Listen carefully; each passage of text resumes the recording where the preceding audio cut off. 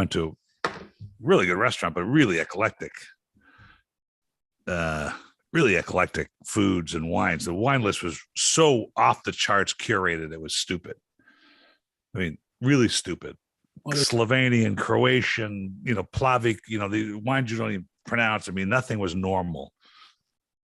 And their entry-level white Burgundy was $196. And I bet it was not as good as this, because they're really expensive typically. Hello, gang. We'll give a couple more minutes. I have Ed Massiana taking control today because I have COVID. Oh, so, sorry to hear that. Thank you. I was coughing over the weekend, and I came home from Nashville and tasted. I took the test on Monday afternoon, and I was positive. But I came into the studio since no one's allowed in here except me anyway. So I can taste, I can smell, and I wasn't sure what I was going to feel like. So Ed, if you don't know, Ed is been with the Wine of the Month Club, working, writing, tasting, putting on events since 1969, right, Ed? Well, since 1972, when it was founded. With the club, right? But this wine shop you're hanging around. In fact, I think I found, I'm about to send it to you, a clipping from the Palos Verdes News with an ad for my dad's store. So it must have been you. Oh, yeah, absolutely. Well, if it was before 1975, yeah. It was before 75. This was something 70 or I don't even know why I found it. I was looking for something on the web. No, Sharon found it. My sister found it. So she found it on the internet? Yeah, I don't remember. Or she found it going through my dad's files or something. Sure. Yeah, your dad probably, your dad saved everything. You know that, right? Oh, yeah, no, thank goodness. But I would doubt that anything like that from that long ago would be on the internet anywhere. No, they're out there. There's there's services that have archived all local papers. Really? And you can find pictures. Like somebody found my high school senior baseball announcement, in the PV News on the web. For everybody just jumped in or is listening to this banter, this is Ed Massiana. He writes all the newsletters that you guys read about the wines. He's probably one of the best wine guys in the LA area. Has done just about every part of the business, wholesale, retail, makes wine. And he's filling in today. And maybe you'll make him part of the regular part of the show, huh, Ed? Well, if I'm trying my best to make an impression, and then I'd possibly after 40 years, you're still it's closer to 50 years. Counting. It's our 50th anniversary this year, which is amazing. But you're talking about the archival sense my father had, who saves everything, and we were going through the newsletters, and I don't think you know this, but the other day, Cesare Benvenuto came in here. And who's Cesare Benvenuto? He is the offspring of Pio Cesare. Oh, really? Yeah. So I went into the archives and found in the 1980 May edition of the newsletter that my dad wrote that we featured the Cesare Barbaresco, Dolcetto d'Alba, and the story there. And when this gentleman came in, who's the grandnephew of Cesare, was absolutely flabbergasted that this document existed, that he had found. And we had an amazing podcast together because he felt connected. And it turns out that Pio Cesare had just come to America in the late 70s anyway, mid 70s to late 70s. This was the 77 Dolcetto. So it could have been one of the first wines sold in America by the Pio Cesare group. Well, it's very possible. I mean, one of the favorite things that I have done for you is to go through those old newsletters, which took me forever, and seeing some of the wines that your dad featured, 30, 40, 50 years ago, and see what the prices were. And it's mind-boggling. I mean, it's absolutely incredible. So you're exactly right, because at the end of the podcast, and we had a wonderful time. He was a very pleasant man and very appreciative of being on the show. And I said, one last thing, because it's our 50th anniversary and we were so kind to feature the wine back in 1980, do you think you could sell me the current Dolcetto for the same price that I was selling it for, which is $6.49? and he wasn't. He didn't buy off on that. Did he act like he couldn't understand English at that point? Exactly. That's what they do, you know. Right. My English is not too good.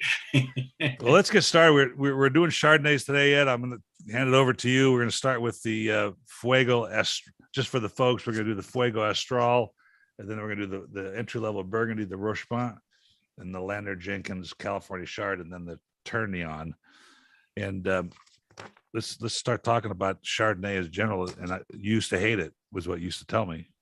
Well, it's not a matter of hating. It's just, everybody has their own favorites, and Chardonnay doesn't happen to be one of mine, except for a few exceptions, and we can't afford those.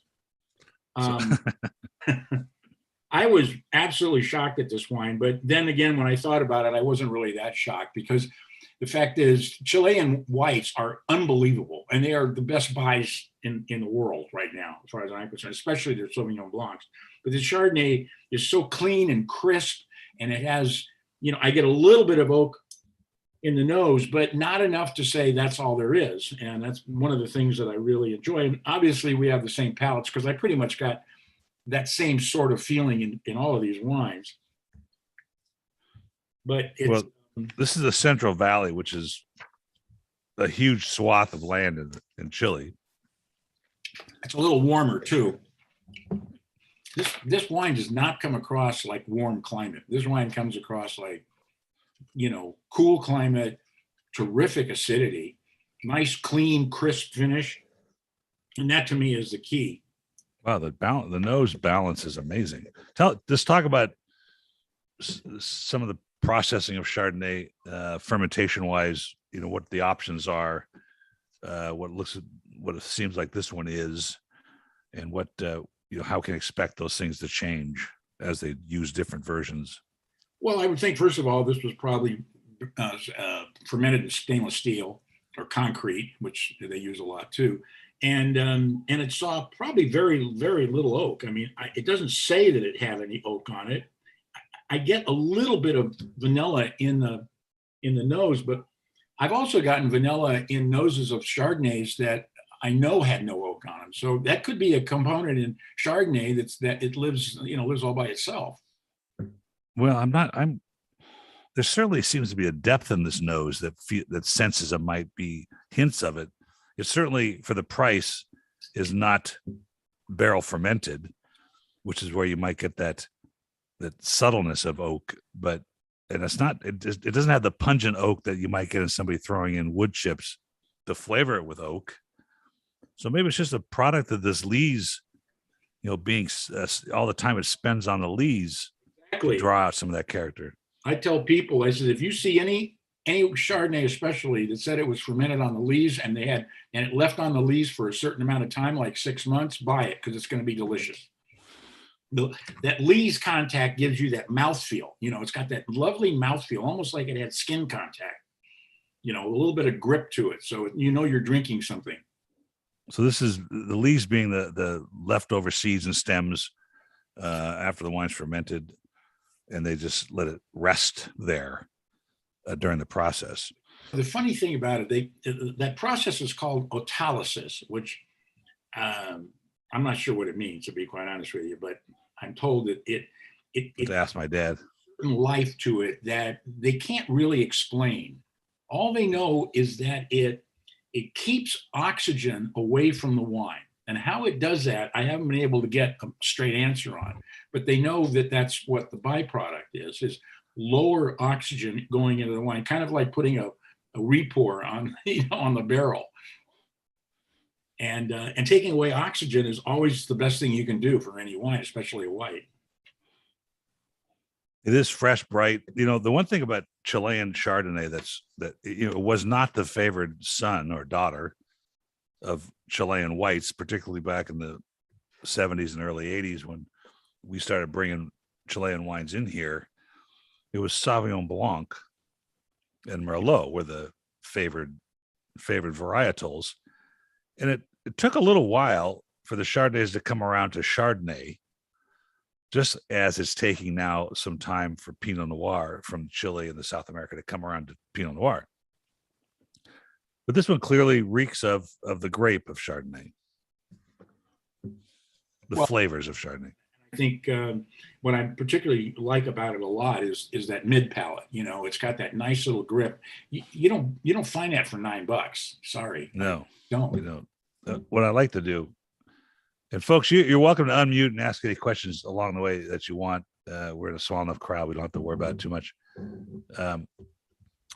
This is crisp and bright, and this is brought in by a reputable importer. That's an important part of our industry, is the reputation of the people that are presenting it to you.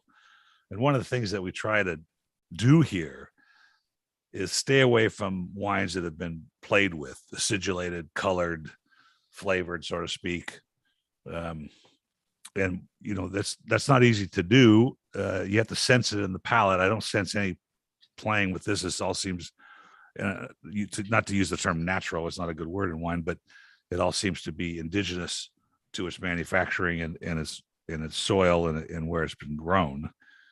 But sometimes it gets biased. You know, we'll get a wine that they've had to add a little acid to, add a little sugar to make it palatable. But this feels crisp, fresh, and right from the vineyard to me. No, that's what impressed me the most about this wine was its crispness and freshness, and the price.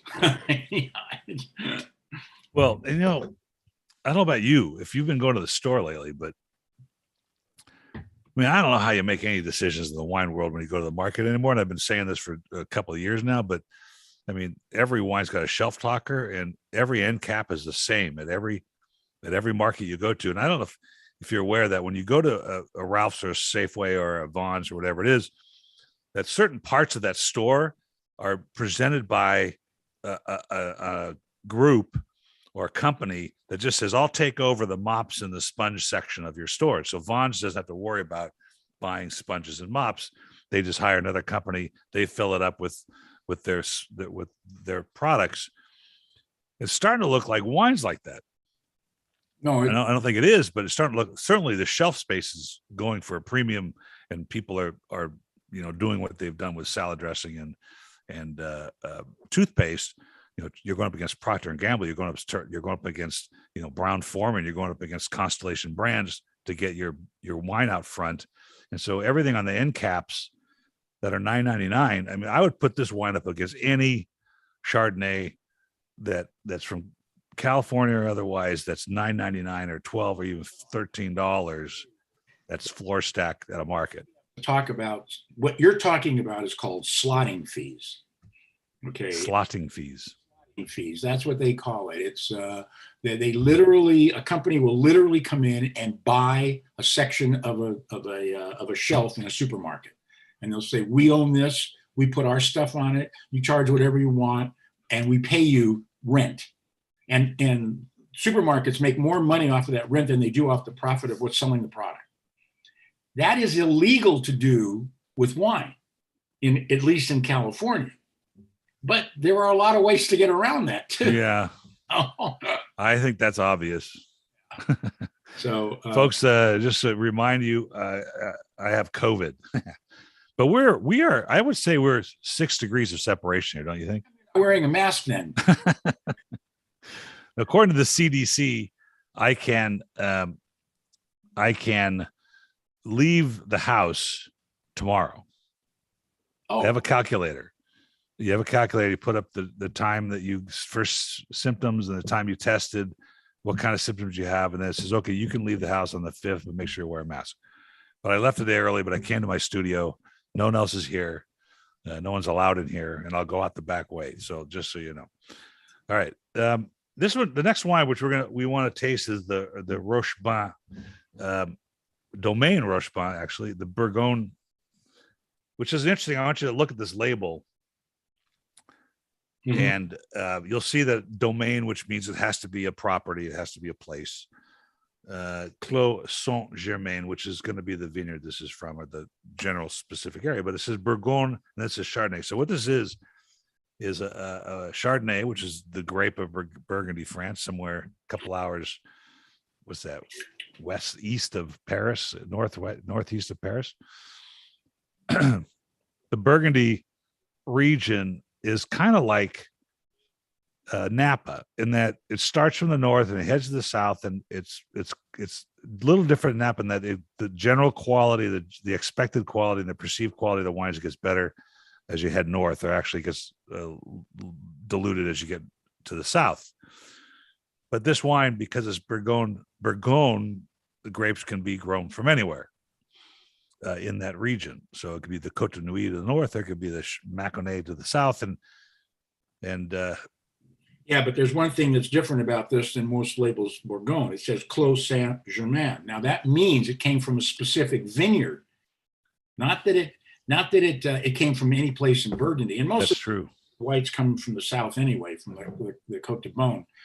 But what's interesting about wines labeled like this is that the price, the laws in France dictate that you can only make so many cases out of an acre of grapes, period, the end. Okay, they don't say you can't make more, but you can only call it whatever it is for so many cases. So if you have a big year and you're only allowed to make, say, 400 cases, but you make 500 cases, you can release 400 cases with the name of the vineyard, and the other 100 cases is Bourgogne, but they're the same wine. It's the same wine. So I mean, this probably has some Merceau in it, or Puligny Montrachet, or wines that cost 70, 80, $100 a bottle. And that's I'm glad you brought that up. That's a very good point, because and I taste a lot of them here, and I taste them from you have tasted many as well. I have a question here from east of Paris. Which one? Not sure what the answer to that question is. East of Paris would be a little bit northeast of Paris. So Burgundy, just to redefine that, Burgundy is a swath of land that runs north-south, rather narrow. It's right against some hills, and the hillside vineyards are the cherished vineyards. And it's broken into 4 different major categories: the Côte de Nuit, which is where all the famed Burgundies come from, the Côte de Beaune, the Chardonnays, and then the Mâconnais. And these are relatively loose interpretations of what the quality might be, certainly the price. Just to amplify what Burgundy is, in the Côte de Nuit is where you're going to see, in Romanée-Conti, you're going to see DRC, which is a famous company. Their wines are $7,000, $8,000, $10,000 a bottle. Okay. And then the question is it really worth 10 times a $700 bottle, or that, for that matter? Oh, no question about it. I don't know why you would question that. So, but this, when I taste, and as well as Ed, entry level Burgundy, they're usually almost unpalatable for the price. Well, at this price, yes, it's true. You're absolutely right. And you know what this tastes like to me? It tastes like a really good Macon. I agree. It's not one of the upper level wines, but this is easily a $30 Macon, which is kind of what they're going for now. And what I was impressed with this wine now I taste again is its femininity. And you compare it to the Chilean one, it's way softer and way more delicate. Not that either one is better than the other necessarily, but in the sense of one should be this way. And to find entry-level Burgundy at this price, at this delicate nature, is pretty rare. That's why I jumped at it when I bought it. Well, one of the things that I was a little apprehensive about in the Chilean wine is I didn't get that green apple taste, which is prevalent in Chardonnay, and I get it out of this. I get that green apple along with the nice acidity and a little bit of minerality, and very, very little wood. And of course, that's what I like about it. It almost comes off like a Chablis. It does have the delicate character of a Chablis. And by the way, just so everybody knows, that the CDC recommends Chardonnay as a potential symptom reliever of COVID. Actually, well, knowing you as long as I have, you're probably the only person that could give COVID to somebody over a Zoom call. Okay. So this is actually, I'm gonna read this. This is that only French. That's ancient. I was interested to see what it allows white Burgundy. What it says for white Burgundy as a symptom reliever for any ailment that we might have. And the funny thing about this book is it doesn't necessarily always address the problem. It just says, well, if you've got nervous depression, you'll feel better anyway after a glass of this wine. So it doesn't necessarily mean that it's going to cure anything. So I'll have her check the book out, and she'll tell me what it means. It's pretty funny. I can't find white burgundy anyway. I'll look through it. All right. So for everybody's watching and listening, what do you guys think of this? You can chat or you can.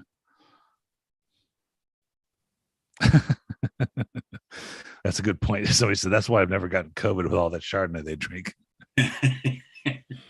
You know what? That's a good point, because I was drinking bourbon over the weekend, and that's what I had in Nashville.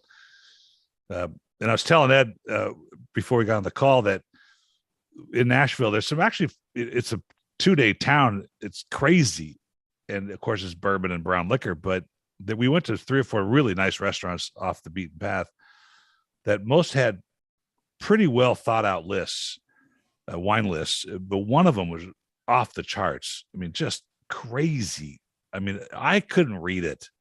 I mean, I had to really think when I was reading it, going, what is this stuff?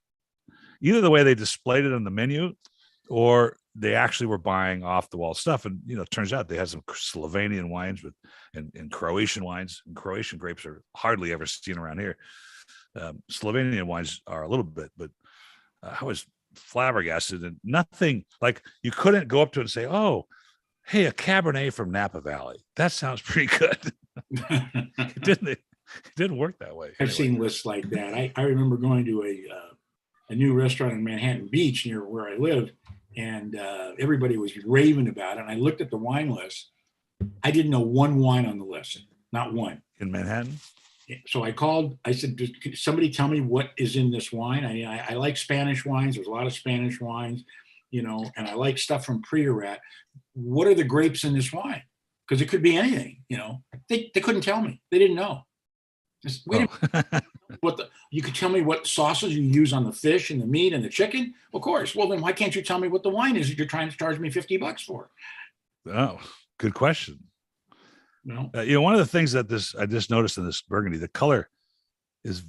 I'm going to actually want to report that just for a second. I want to talk to folks about malolactic fermentation, and what we do. Like, talk to about a little bit about malolactic fermentation, why they do it, and sometimes it's partial, sometimes it's full, etc. Ed, what? Talk about. Sorry, I'm asking you to do it. Okay, there are 4 different kinds of acids in the grape. There is malic, tartaric, tannic, and citric. Okay, all those acids combine to give you that crisp finish in any wine, whether it's red or white. Now, the problem with malic acid is that it's the same acid that is on the inside skin of a green apple, which is very, very tart. So what a lot of wineries do with their whites, and all of them do with their reds, is they induce what they call a malolactic fermentation, which is a yeast that is a second fermentation that doesn't affect the alcohol or the carbon dioxide. It just transfers the malic acid into lactic acid, which is the kind of acid that's found in milk. And that's what gives Chardonnays their creaminess. But that's also what gives the red wines that lower blast of acidity. Because I remember tasting some South African wines that didn't go through malolactic, and I thought they were going to tear the tartar off of my teeth. I mean, my jaw was literally throbbing from the acidity. And I asked the guy, who was a South African guy and a very close friend of mine, I said, what happened here? This acid is crazy. Well, they don't put them through malolactic. Well, they need to do that. Now, whites is a different story, because if you're in a warm climate, you want to have the acidity goes down. So you want that acid to be in the wine so that you will have a clean, fresh finish on your palate. If you're in a cooler climate, the acidity is going to be higher. So you might want to go through malolactic. But there's so many ways of doing this. It doesn't have to go totally through malolactic, maybe 10%, maybe 50%, maybe 40%.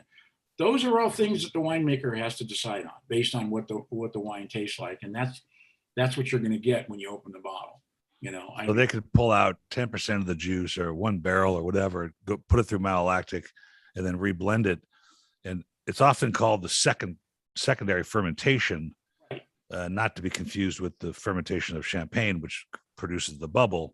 But it's not really a fermentation process, but it is a conversion of citric acid to malic acid or lactic acid. And it always sounds so funny to say it's the same acid they have in milk.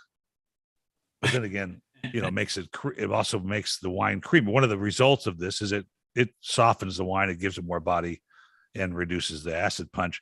Do you think that the acid punch in red wine, which all of it goes through malic acid fermentation, is because of the extended stay on the skins where the acids are? Part of it. That's part of it. Don't forget, the stay on the skins is what produces tannic acid. It's the malic acid that they have to convert to lactic acid. That's the biggest problem. I mean, the malic acid. That's where you get acidity through the roof. And there is no more climate warm enough to lower the malic acid to the point where it's drinkable. It's interesting about that Burgundy too. The finish is really long. No, that's one thing you hardly ever get in an entry-level Burgundy. It's usually just short, crisp, done with it. But I'm still tasting that. I'm still tasting the weight of that wine. Well, don't forget, this wine it belies its label. I mean, it says Bourgogne, which is the lowest designation you could give a wine from Burgundy. But that doesn't mean it's the lowest possible wine you can get too. That's true. You have to buy the producer. And in this case, the fact that it's a single vineyard and they're proud of it enough to put it on a label, that says something as well. So the Lander Jenkins, what vintage is that? 60. Wow. You'd never know that. You would never know there's a 2016. Unless obviously has a little oak in it. And I wanted to share this with everybody when I kind of touched on it a little bit earlier. When it comes to oak influence, we try to stay away from wines that have been, again, flavored. And when you put a wine, any wine, whether it's red or white, into an oak barrel for aging, it's going to, depending on the age of the barrel, assume some of the character. And I heard this really interesting concept, and I'm sure it applies to the wine business, for the barrel aging of bourbon, where the temperature changes in the cellar will open and close the grain of the barrels, and that adds to the complexity of the wine as it opens and spits the wine out, so to speak, back into the barrel. And that's what happens with bourbon. But sometimes, winemakers in less expensive wines they can't afford barrels. They want that vanilla character, so they throw chips in, or they call them staves. They just stick, pieces of oak in the wine, and that is a flavoring agent to a certain extent. Well, that's all it is a flavor. Yeah. And then you can tell, right, when you're tasting those wines, like, oh, this has been flavored with oak to the extent. If it's properly done and you use it judiciously, and it also is very dependent on the type of oak. If you're using oak from Navarre, which in France is a very cold climate, and that means that the pores, which you were talking about earlier, are tighter and smaller. They're not going to impart as much oak flavor on it, but if you're going to use some American oak from Kentucky or Tennessee, it's a warmer climate. They've got bigger pores. They're going to extract more oak flavor out of them. I mean, it's such a delicate balance. I mean, it's crazy. I wonder how anybody makes wine very well anymore, because it's too complicated. It is complicated. I often refer back to the monks of the 12th century and the 9th century making wine in Burgundy, and recognizing that the vineyards, across the street from these 2 hectares, 5 hectare vineyards were so different from their neighbors. And of course, then I realized they had nothing but time anyway. So they're just walking the vineyards. This now that I taste this wine again, I haven't tasted it in a while. It would not suggest its age. It's got really no bottle age to the character. Wonderful oak balance, and then you get that softness that you get in the Burgundy as well. Well, what I like about this wine is when I smell it, I go, oh yeah, there's some oak on here. But then when I swallow it, there's no lingering oak flavor. And that's the one thing that bothers me about over oaked wines is it smells like oak, it tastes like oak, and the finish is oak. Well, I don't want oak finish. I want acidity. I want sharpness. I want tartness, because the acid is what cleanses your palate and gets it ready for the next taste. It's a very important component of enjoying wine with food, which is why there are no really thin wine connoisseurs. That's an interesting point, actually, because so often we taste, and I'm thinking like the Rombauers of the world, which is like, chewing on a popsicle stick. That's what happens, though. You get that lingering toast. That's the last thing you taste. Yeah, I mean, it's crazy, and a popsicle stick is a great term. I use toothpicks, but I'm not using it anymore. I'm going to use sticks and not give you any credit for it, because that's really a better term, because it has almost that chewiness to it. You wrote here. I wanted to talk about some pairings here. Here's crisp kiwi baked apple. I agree with that. Vanilla custard, really great. And then you're talking about serving it with crab enchiladas. Ooh. Or spicy chicken wings. And I get that. The crab enchiladas for sure, because that's tough. Those are tough. Both of those are difficult things to pair wines with. When you think about spicy chicken wings growing up in Buffalo, New York, because they were snowed into a bar, they weren't necessarily paired with and here I was telling wine at the time. They were actually from Buffalo's. I mean, but that's just me. Oh yeah, you didn't know that story? I know the story. So, but crab enchiladas, that sounds great. Yeah, but you think about spicy chicken wings. Don't forget, this wine's going to be served cold, and you have some spice, which also probably has a little salt in it. You're going to want to have something cold and refreshing and acidic, which is what this wine is. Yeah. The flavor profile works with the crab as well. Oh, absolutely. And that enchilada, that red sauce enchilada. Yes. So there you have it. Red sauce with a white wine. Oh my God, what are you nuts? If you lost your wine, you get it. I probably have, but everybody's got an opinion. We know that, don't we? Well, plus you like to pair wines with their structure or their flavor profile, because I've tried many times pairing wines based on what they taste like, and so I got a smoky Syrah, so I'm going to put it with a smoky dish, and sometimes it doesn't work. That's a really good question, because the way I explain it is there are two things you can do when you pair wine with food. You can either look for a complement or you can look for a contradiction. You either pair wines that are the opposite, or with food, or a dish that's very similar. And I don't think there's a hard and fast rule to this. It really isn't. No, there isn't. Both, and it's worked in some cases and not worked in others. I mean, you almost have to take it,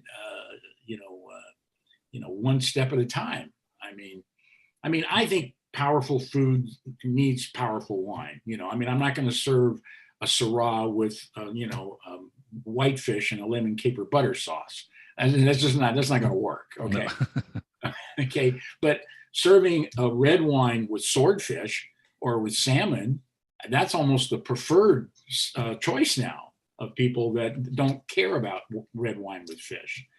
One of the greatest pairings, and it's been since 1989 that I remember this, was when Dad and I went to the McMinnville Pinot Noir Festival in Oregon. It's the second year only. I didn't realize that till late recently. That was only the second year that the Oregon, the Willamette Valley Vintners Association put on this tasting, invited all the French Burgundy makers who were trying to figure out how to grow Pinot Noir in Oregon. And what they did was they took this salmon fillets, which of course in Oregon are huge. Right. They waffled them literally on an oak stick, leaned them against each other, and built an oak fire underneath, and poached. They grilled this salmon, and the Pinot Noir with that fish under those circumstances was something I'd never experienced before. I have yet to do it again. Of course, we don't get the first cut of salmon out of Oregon, probably down in Los Angeles. So, but that was an amazing pairing. but it's become a very popular thing to do, to talk about pairings and talk about food. And, I have this sort of romantic vision of food and wine growing up together. What came first, the wine or the food? But you go back to these places like Piemonte or Tuscany, Burgundy, Bordeaux, these indigenous regions growing wines for hundreds of years. And I have to believe that the foods have grown up around the wines. There's no question. I think that's a classic question, and there's only one answer. Wine came first and the food followed. Yeah. Because what the beauty of Europe is, because they've been doing it so long, they've made all the mistakes already. They made all the mistakes they need to make. That's true. What grows best where? And that's what they grow. California is a different story. We grow anything anywhere, whether it's supposed to be there or not, but the fact is, when you've already done this for 6,000 or 7,000 years, you know what works and you know what doesn't work. So when you know what works with the wine, that's the best wine they can make. Then the food has to come around it. You can't, they're not going to sell too much fish in Bordeaux. I mean, that's right. That's an interesting concept though, because I asked a winemaker finally after we were discussing the very same thing, and I said, is it possible that just some grapes you're just not going to produce, even with the best version of that grape that soil in that area can produce? Let's say I bring some Slovakian grape in or Croatian grape and try to grow it in Napa. Isn't it so that it may just not work ever? Like you just can't play with it enough? Well, I don't know. I mean, that the terroir just doesn't work. Well, I guess it depends on what your definition of work is. What works. I mean, are they going to make wine? Yeah, they're probably going to make wine. If other grapes can grow there, any grape can grow there. What it produces is going to be a different story. I mean, we featured a wine from the Finger Lakes, Constantine Frank, which was a fascinating story for me to read, because everybody said you can't grow grapes in Finger Lakes. It's too cold. It's way, way too cold. And everybody, right. So and they couldn't get there. Well, this guy goes to Champagne and he goes, look, you're colder than we are. How come you can grow grapes and we can't? Well, because we use a different rootstock. Well, okay, I'll use that rootstock. So he used that rootstock, and guess what? He's making great wine, because the rootstock doesn't die in that cold weather, which is right. That's the value of rootstock. Yeah, that's the value of rootstock. So I mean, everybody said, no, you can't do it. And then this guy says, no, these guys can do it. We can do it, and that's what it's going to take. Now, whether they can grow grapes in Alaska, I don't know, but I've heard that they are. So I don't know. We just got a comment here. We had baked cod and a smoky chipotle olive oil. Wow. With mushrooms and tomatoes just now. And I'm wondering which one of these paired well. And it seems like in a smoky chipotle olive oil that maybe the Fuego with this crisp acidity would have done well with that. Or the Bourgogne. The question though is it's baked cod, but cod is like saying sedan. Is it rock cod? Is it black cod? Well, maybe we'll get an answer here. Those are both cods, but they're very, very different wines. I mean, I love them both, but they're fish. They're very, very different fish. Let's pour this Ternion, which I flipped over this brand. I bought the Pinot Noir as well as the Chardonnay. It's kind of an interesting brand because this is a 2018, so it's the youngest of the wines we've tasted today is the Chardonnay from Fuego, but the other ones are a little bit older. And here, you don't see this very often, at least listed. And I don't think it's a TTB thing. If the Fed's telling them to do this, they could have just put California. But instead of putting California, which just for the label readers in the group here, if somebody puts California on their label, there's a couple of benefits to that. One is they can buy grapes wherever they want from year to year and not have to tell the Feds. In other words, if you supply a 2018 Chardonnay and put California and you buy the grapes from Eureka, the next year you don't have to resubmit to the federal government for approval of that label. You can change the vintage without approval and buy wines from Calexico if that's what you want to do.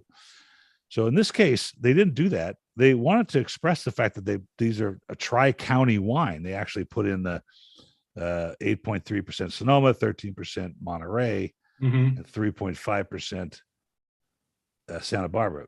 Did I miss something? Is that 63% Sonoma?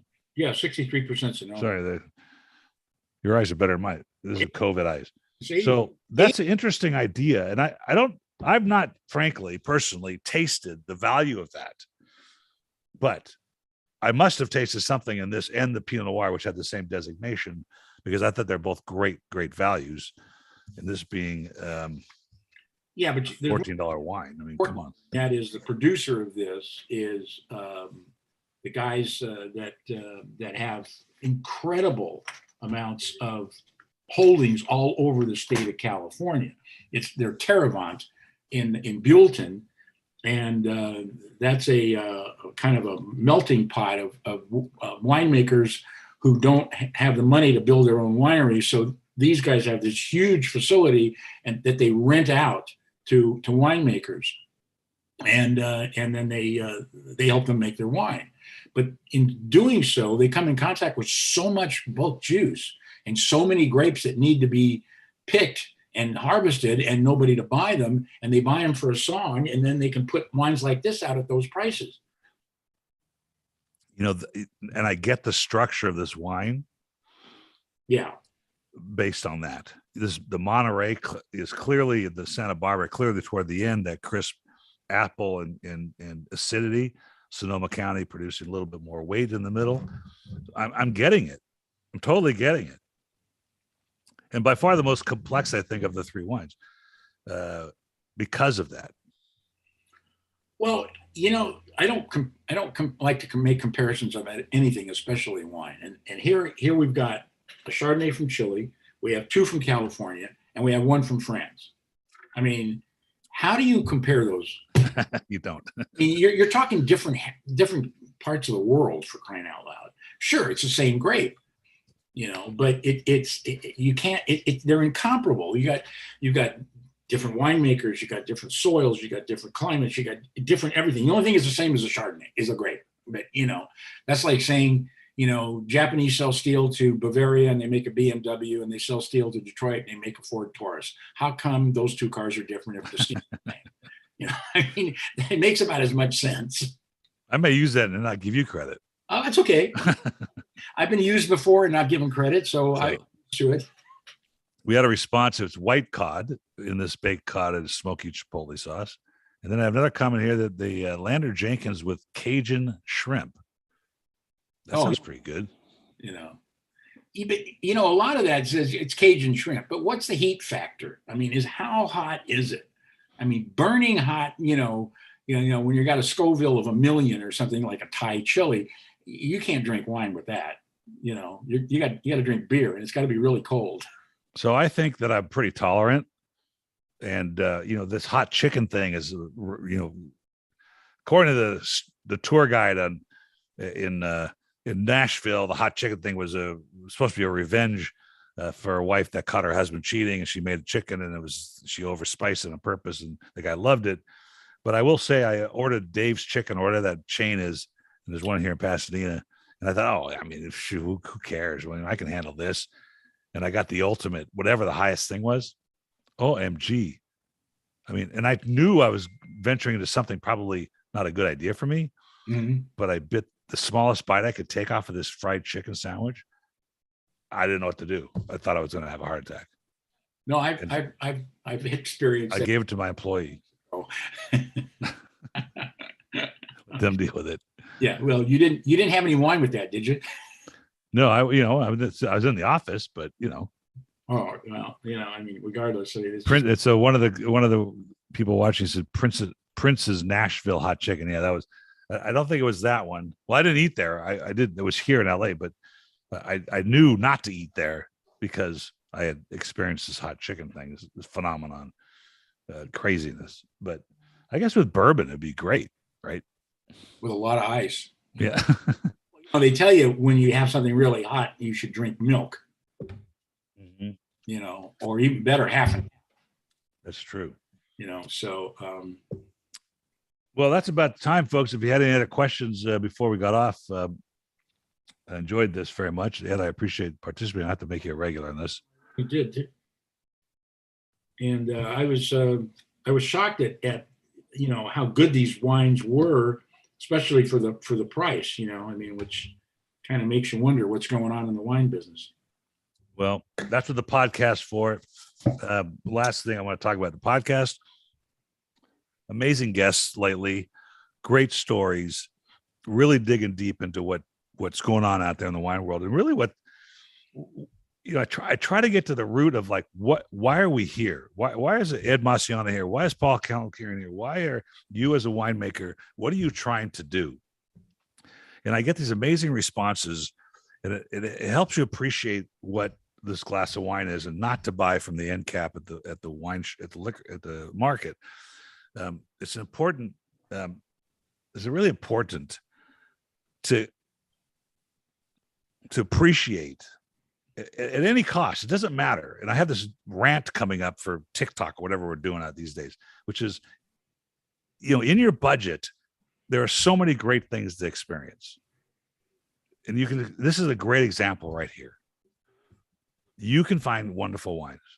Without question, and wine is still a bargain considering how the quality can be incredible. I mean, I don't spend a lot of money on wine, but every now and then I'll spend $100 for a bottle of wine, and it better damn well be good. I'll tell you that, but not 1,000, I mean, it's crazy. I have friends that have great cellars that bring wine over.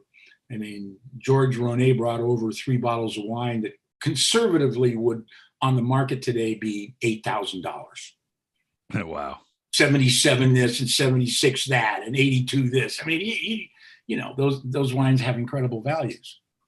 But what I found from my highest level buyer collectors to, the classic series buyers, all seeking an experience with a glass of wine. And that's what we try to do, is create this experience and not sell 14% alcohol, but sell the story, the idea, the feeling. We went to the Jack Daniel's distillery thing, and I drank Jack Daniel's in college, but watching through this thing and hearing the story and experiencing it in firsthand was an amazing experience. I mean, I might start drinking it again. What? You couldn't drink it at Jack Daniel's. Yeah. Well, no, yeah, you can now. They give you a 1/4 ounce. Oh, they did. Yes. It's a dry county, but it's, there's certain exceptions. Anyway, thanks folks for being a part of this. Look forward to doing it again. We have the non-Burgundy, non-Bordeaux French wines coming up in 2 weeks. These are interesting wines from different parts of France that create world-class wines, just not with the notoriety that its neighboring vineyards have. And we'll see